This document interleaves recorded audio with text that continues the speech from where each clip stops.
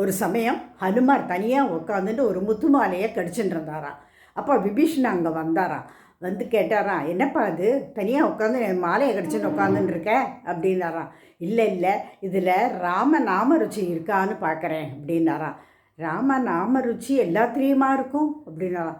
ஆமாம், நான் எடுத்துக்கிற எல்லா சாமான்லையும் ராமநாம ருச்சி இருந்தால் தான் நான் எடுத்துப்பேன். ஆனால் இப்போ நான் கடிச்சு பார்த்தேன், இதில் இருக்குது. அதனால் ஏன் தெரியுமா நான் அதை எடுத்துகிட்டு இருக்கேன்?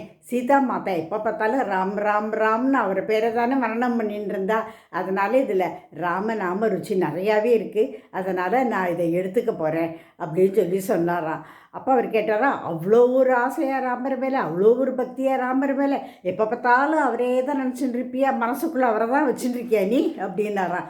ஆமாம் பாருங்க அப்படின்னு சொல்லிட்டு நெஞ்சை பொழந்து காமிச்சாராம். அந்த மாரை பொழந்து காமிச்சதில் ராமர் சீதா தரிசனம் விபீஷணனுக்கு கிடச்சதான். என்ன ஒரு சிறந்த பக்தி!